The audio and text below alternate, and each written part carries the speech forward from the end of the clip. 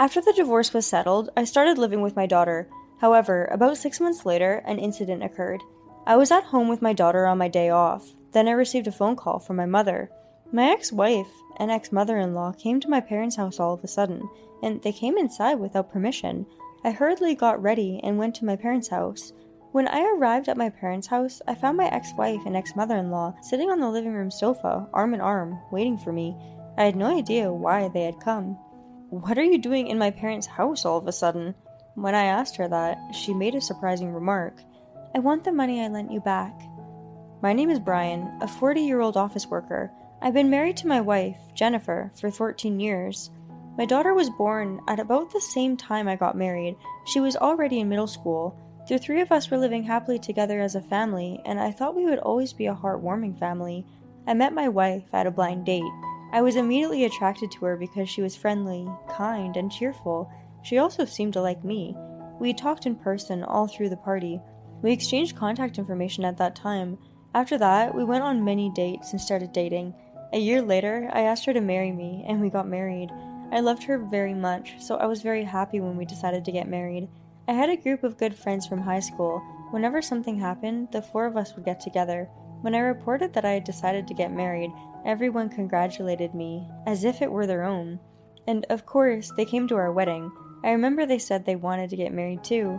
Then, as if sharing our happiness, they got married one after another. All the members of our close group got married.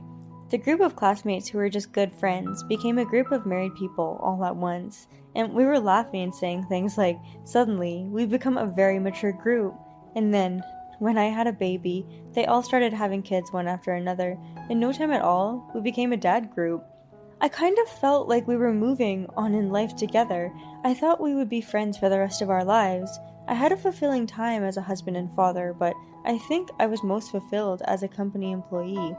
After graduating from college, I was assigned to the planning and development department of a major company. I was busy every day. The work was hard but very rewarding. Every day was a learning experience with a lot of discoveries. There is a guy in our group who is a stay-at-home dad. "You're a workaholic, Brian, but you have a great private life as well. It's as if you have two different bodies," he once told me.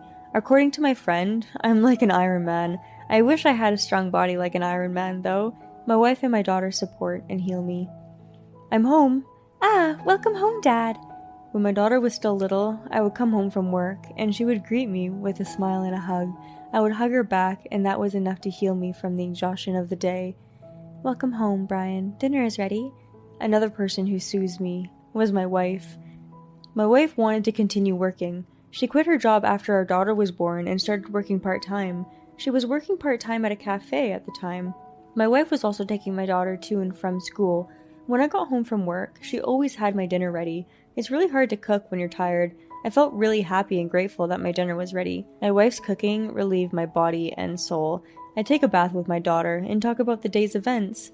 My wife was very fulfilling both at work and in my private life. I think I was able to do this because my wife and daughter were very understanding of my work. However, I was spoiled by such a kind wife and daughter. I became even more absorbed in my work.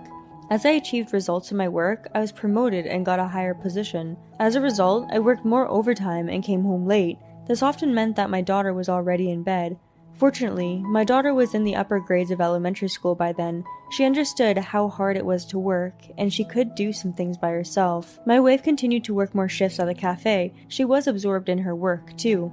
"I've been into buying beans at all kinds of coffee shops lately, and I bought some today. I bought various cakes at a new cake shop. So let's eat them with coffee." My wife seemed to be into coffee. She has been studying about roasting types of beans and how to make them, and putting them into practice at her part-time job. That's why she made very good coffee at home. My wife and daughter forgave me and spoiled me for being so passionate about my work, so I didn't realize that our family relationship was slowly getting worse. I came to know about it when my daughter asked me for advice. "What is it? What do you want to talk to me about?" "Actually, I went to a movie in town with some friends from school the other day and saw Mom with some guy." "What?" "It wasn't like they were arm in arm or anything, but they seemed kind of intimate. And since last year or so, I often hear her talking on the phone at the time before you come home. Other times she was so absorbed in talking on the phone that she didn't even notice me when I talked to her, and she looked so happy looking at the screen of her phone. At first, I thought she was talking to you. I also thought it was you at work on the phone. But after the other day, I started wondering if she was talking with the guy that I saw. My daughter said this with a very sad look on her face. She was already in junior high school at that time, so she was sensitive to such things. She would not be able to handle the shock on her own, and I was definitely in shock too. If my wife, who I thought was putting me and our daughter first, was actually having an affair behind my back, I would be really devastated. I'm sorry, Kate. I didn't know I was making you feel that sad. My life has become a bit work-centered, hasn't it? Yeah, but I know that you're working really hard, and I respect you for that, so don't feel sorry for that. I was very happy to hear such kind words from my daughter. Thanks, Kate. I'll check on it. If Mom was really having an affair, I think I would have a divorce. Is that okay with you? When I asked my daughter, she nodded. It's awful if Mom was having an affair. Just being with her would make me feel bad. Seeing my daughter say that, I reflected on the fact that I haven't paid much attention to my family. For the sake of my daughter, who had the courage to talk to me, I had to investigate this matter thoroughly. I immediately requested an investigation into my wife's infidelity. Then I found out a surprising fact. My wife was having an affair, just as my daughter had said. Of course, there was photographic evidence of the affair. However, what was surprising was her lover. It was Richard, one of my good friends from my high school days. I was more shocked than the fact that my wife was having an affair. I was actually betrayed by someone I thought I had been good friends with and trusted for a long time. Richard was a stay-at-home dad and was the last of our group to get married. His children were still small, around 5 years old, and yet he was having an affair with my wife without taking care of his own child? When I got the proof of the affair, I was so shocked that I couldn't move for a while. If I hadn't been in my room, my daughter or my wife would have seen me, and it would have been a big problem. I'm not ready to show my wife yet, and I couldn't show such a picture to my daughter. I took a deep breath and managed to calm down. Then, one of my good friends informed me that he got a new job.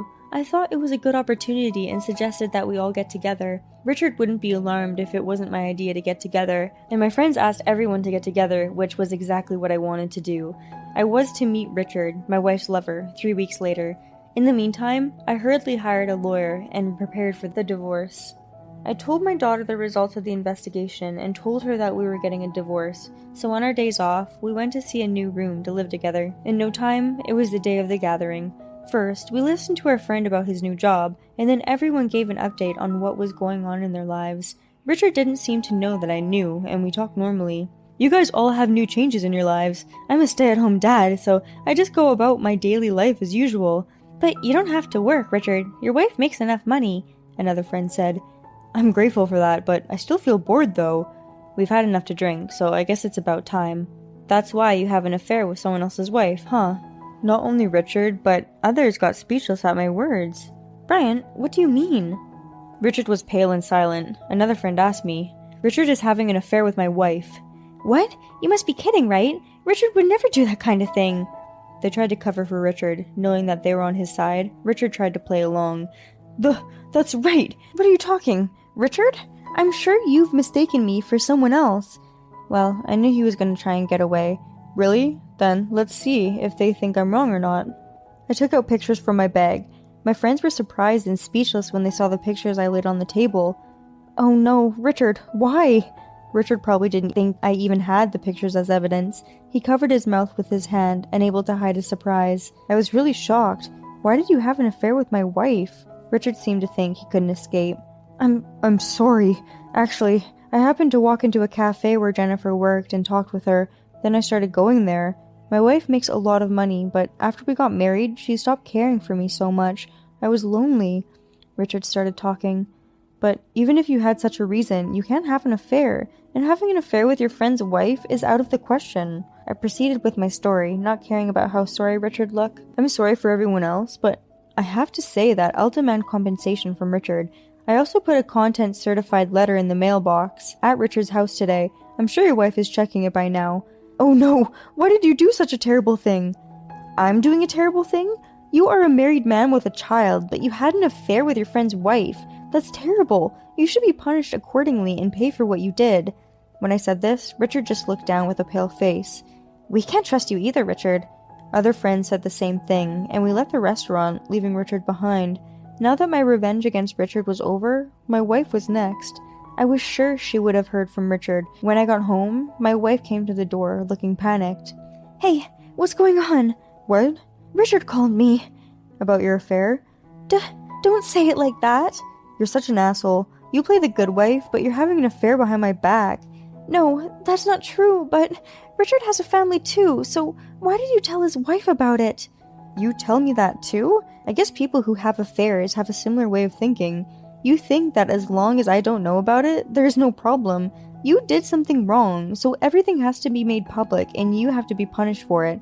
That's why I'm divorcing you and demanding compensation and child support." Since there was already evidence of adultery, there was no way for her to get away with it. My wife agreed to the divorce, but was reluctant to pay compensation and child support. When I told her that I hired a good lawyer and that I was prepared to go to court to fight for the compensation and child support, and she finally agreed to pay them. Thus, I divorced my wife. I sold the house I'd been living in and moved into a new apartment with my daughter. I have filed a claim for compensation from my ex-wife and Richard to pay me $3 million each. I also demanded child support from my ex-wife. After the divorce was settled, I started to live alone with my daughter. As expected, the incident lingered with me for quite a while, but the wounds healed little by little. However, about 6 months later, an incident occurred. I was at home with my daughter on my day off. Then I received a phone call from my mother. My ex-wife and ex-mother-in-law came to my parents' house all of a sudden, and they came inside without permission. My father was out, so she hurriedly called me. I rushed to my parents' house. When I arrived at my parents' house, I found my ex-wife and ex-mother-in-law sitting on the living room sofa, arm in arm, waiting for me.